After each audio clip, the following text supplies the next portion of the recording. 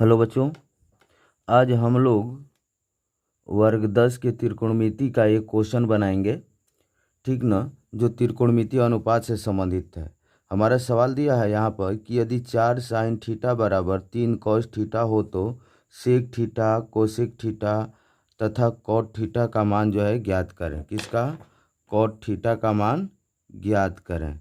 अब देखिए, इसके लिए हमको क्या करना है कि पहले आपको त्रिकोणमिति अनुपात निकालने के लिए लंब या आधार कण की ज़रूरत होती है। तभी हम इसमें जो है, अभी हमको ना तो लंब मालूम है, ना तो आधार, ना तो कण मालूम है। इसके लिए सबसे पहले हम लोग का जो सवाल दिया, इसका मेन आधार उससे लेकर हम लोग बनाएंगे।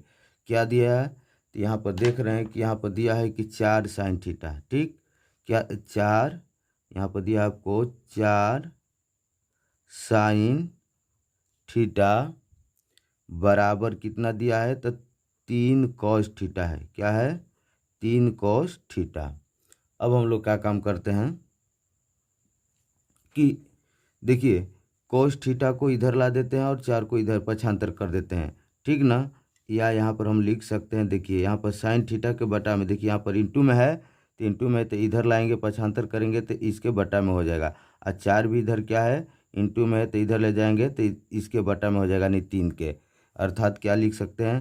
तो यहाँ पर लिख सकते हैं साइन थीटा, अब बटा में क्या हो जाएगा? तो कॉस थीटा। अब बराबर, तो क्या बच गया? 3। इसको इधर ला देते हैं, बटा में कितना हो जाएगा? तो 4 हो जाएगा। बटा में कितना हो जाएगा? 4 हो जाएगा।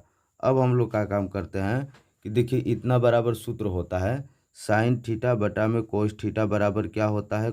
टैन थीटा होता है।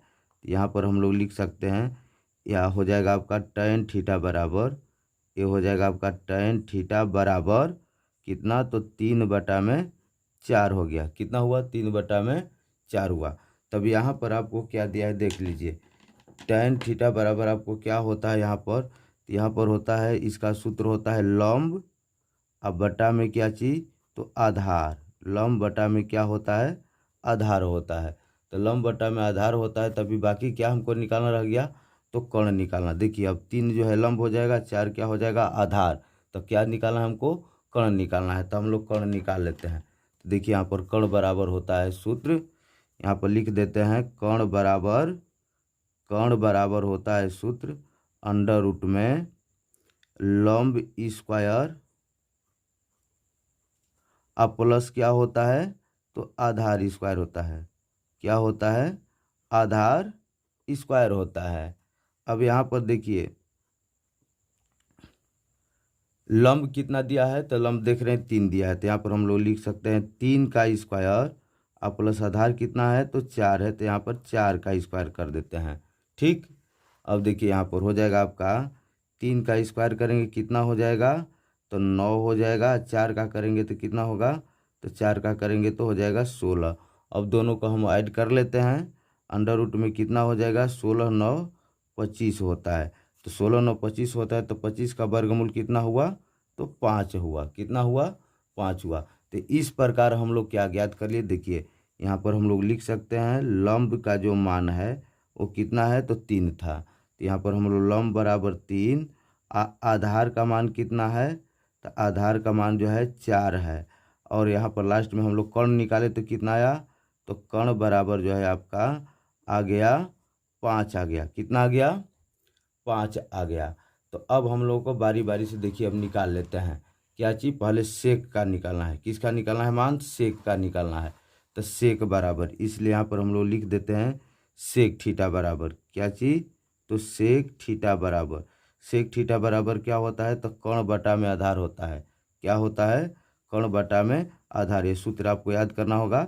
यहाँ पर होता है कर्ण के बटा में क्या होता है? आधार होता है। कर्ण के बटा में क्या होता है? आधार। तो कर्ण का मान कितना आया है? यहाँ पर देख रहे हैं। अब यहाँ पर आपका हो गया 5, अब बटा में आपका आधार कितना है? तो आधार 4 है, तो 5 बटा में क्या हो जाएगा? 4। आंसर हो गया ही। ठीक, अब देखिए, अब दूसरा हम लोग चलते हैं। अब चलते हैं हम लोग किसका? तो हम लोग चलते हैं हम कोसेक का। किसका मान निकाला है? यहाँ पर देख रहे हैं कोसेक का। तब कोसेक का लिख लेते हैं यहाँ पर। कोसेक थीटा बराबर क्या चीज़? तो कोसेक थीटा बराबर, कोसेक थीटा बराबर क्या होता है, तो कर्ण बटा में लंब होता है। क्या होता है, कर्ण बटा में लंब। तो यहाँ पर हम लोग लिख देते हैं कर्ण के बटा में क्या लिख देते हैं, लंब। तो कर्ण कितना है अब देखना है, तो कर्ण कितना है, 5 है। कर्ण कितना है, तो 5 है।